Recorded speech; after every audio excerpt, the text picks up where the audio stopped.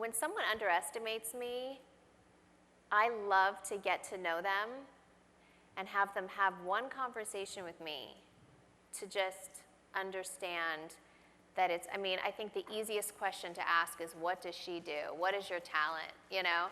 And I jokingly said, actually to my husband the other day, I said, you know what, my next answer should be, like, sarcastically, how lucky am I? If I don't sing and I don't dance, but I'm still doing what I'm doing, how easy is my job? I don't have to do any of that. I don't have to be on stage like you working, you know, so hard, but we're still driving the same car, we're still living the same life, you know, so lucky me, you know, if it was that easy.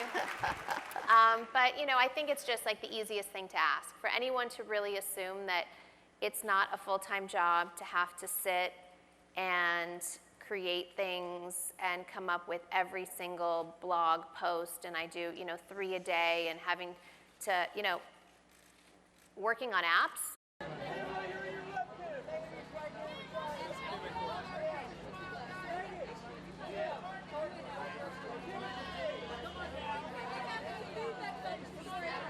And what did you want to be when you grew up? When I was about 13 years old, I looked at my best friend, and the show The Real World had just come out. And so I said to her, oh my gosh, that's what I want to do. I want to be on a reality show, Wow. and you have to be my manager. And she looked at me and said, well, I said, we both have to audition for The Real World. Let's make a tape when we're 18. We'll send it into the producers, and we have to do this show called The Real World. She was like, you can do it. I'm not a chance for me. I'll be your manager, and you know, we'll make a tape for you. So it's just like such a full circle moment, because she's a manager now. She's in the management business, and my show is produced by the people that did The Real World. So. What is your response, I guess, to people say, well, why do you want to share nude selfies, and why do you want to put it all out there? Because I feel good about myself. I think that, I mean, they're definitely, you know, after you have a kid, now after you have 2 kids, there is a feeling that, I mean, I lost 70 pounds. So when you dedicate yourself, getting up every morning, thank you, thank you. You know, waking up at 6 in the morning, feeding one baby, running to go work out for an hour, coming back, feeding another baby, my husband, and then coming back, and then my daughter wakes up, having to feed her. You know, it's like I have 3 people that I have to take care of. Hey, Kimmy.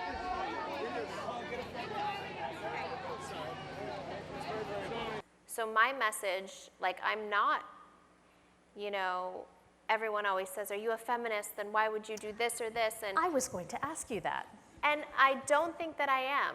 I think that I don't like labels. I just think I do what makes me happy, and I want women to be confident, and I'm so supportive of women. I love nothing more than when all my friends, and I love to support other women.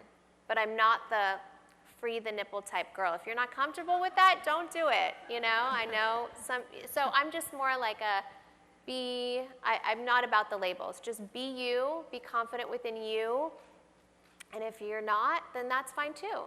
Just, like, no hate. That's my thing. It's just be happy, spread love, no hate, no need for it.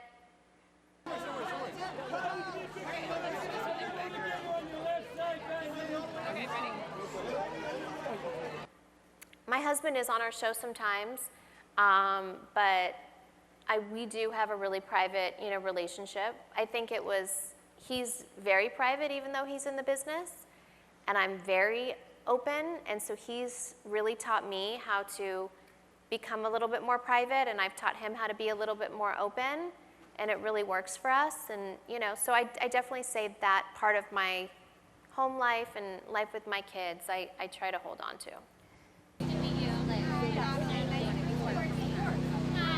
Kim over the shoulder. Hi, Kimmy. I hope that they learn to understand that they really can do anything that they want to do, and to always be kind. We're waiting for everyone. Hi, girl. Yes, but I want to wait for everybody to be here, and we're just waiting for.